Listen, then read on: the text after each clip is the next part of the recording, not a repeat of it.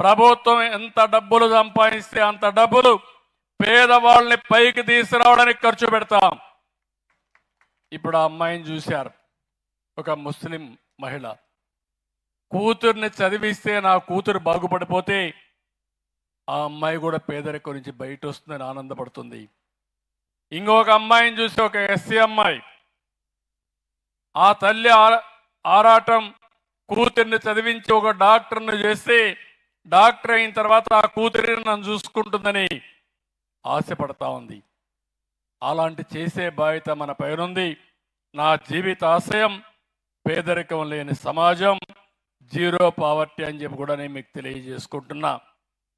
అందుకని ఓసారి ఇప్పుడు నేను ఇచ్చిన హామీలన్నీ కూడా మా కలెక్టర్కి చెప్తున్నా. నేను ఒక్కసారి చెప్పిన తర్వాత 100% అమలు జరిగి తీరాలి. మళ్ళా మీనమేషాలు లేదు. ఎట్టి పరిస్థితుల్లో చేయమని కూడా ఆదేశాలు చాలా స్పష్టంగా ఇస్తున్నా. జూలై 1వ తారీఖున మంగళగిరిలో పెనుమాకలో పాముల నాయక్ ఇల్లు చూశా. పింఛనిస్తాను ఇల్లు చూస్తే చాలా అధ్వానంగా ఉంది. ఆ రోజే కలెక్టర్కి ఆదేశాలు ఇచ్చాను, ఆ ఇల్లు పూర్తి చేయమని. 6 నెలలు కాలేదు, ఇల్లు పూర్తి చేసి తాళం ఆ కుటుంబ సభ్యులకు ఇచ్చారు.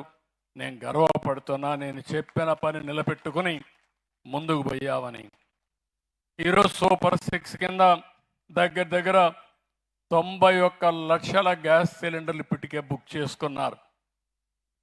చాలా సంతోషం. నేను మీరు డబ్బులు కూడా కట్టకుండా ఇవ్వాలనుకుంటున్నాను, కానీ కేంద్రం ఒప్పుకోలేదు.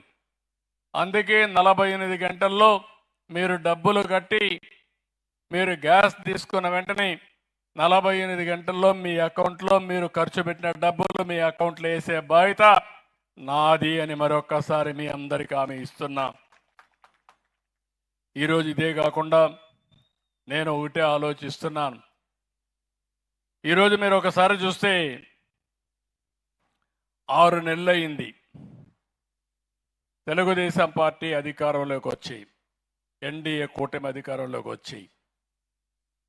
ఎన్డీఏ కూటమి 6 నెలల్లో ఏం జరిగిందని మీరు ఒకసారి ఆలోచిస్తే 4,000 రూపాయలు పింఛను ఇచ్చాం.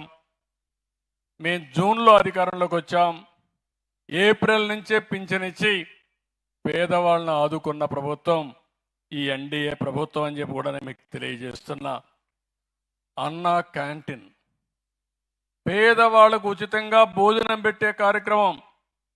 5 రూపాయలకే బ్రేక్ఫాస్ట్, మధ్యాహ్నం లంచ్ కూడా 5, రాత్రి కూడా 5 రూపాయలకే. ఒక అన్నా క్యాంటీన్ ఉంటే వీళ్ళకి ఇచ్చే 4,000 రూపాయల్లో అన్నా క్యాంటీన్కి అయ్యే ఖర్చు 500 రూపాయలు.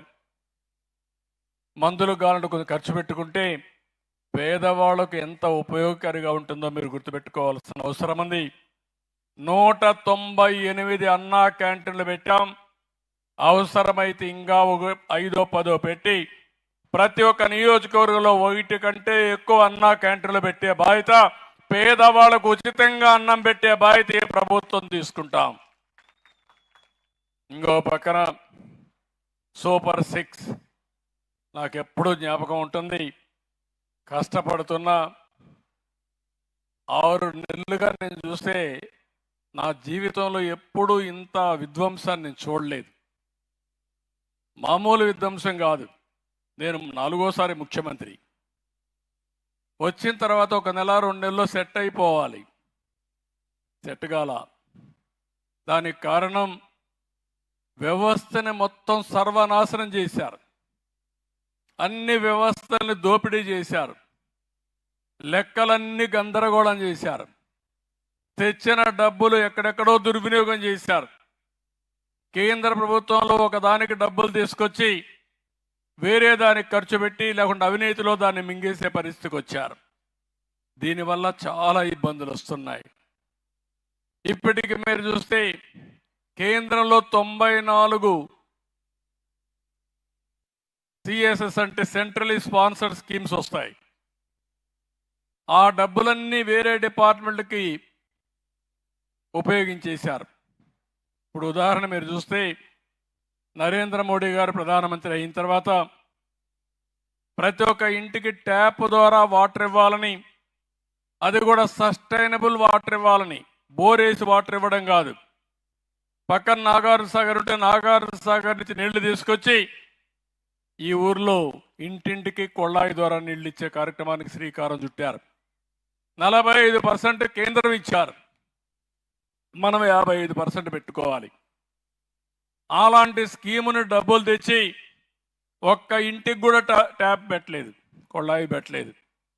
మళ్ళా ఇంకో పక్కన మీరు చూస్తే ఈ ఊర్లో బోరేసి ఆ బోర్లో నీళ్లు ఇస్తే వర్షాలు రాకుండా బోర్ ఎండిపోతే నీళ్లు వచ్చే పరిస్థితి ఉండదు.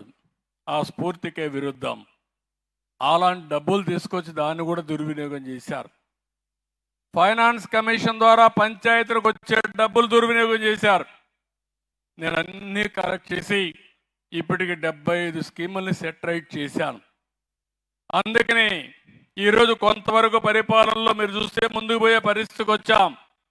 నేను ఒకటే చెప్తున్నా, నేను కష్టపడతా, శ్రమ చేస్తా, తెలివితేటలు ఉపయోగిస్తా, సంపద సృష్టిస్తా. ఆ సంపద ఈ పేదవాళ్ళకే అందుబాటులోకి తెస్తానని మరొక్కసారి మీ అందరికి హామీ ఇస్తున్నా. అయితే సంపదను సృష్టిస్తానే ఉండాలి. మీరు కొంతమంది అంటారు వచ్చిన డబ్బులు నాకు ఇచ్చకూడదు అంటారు. ఇచ్చేస్తాను.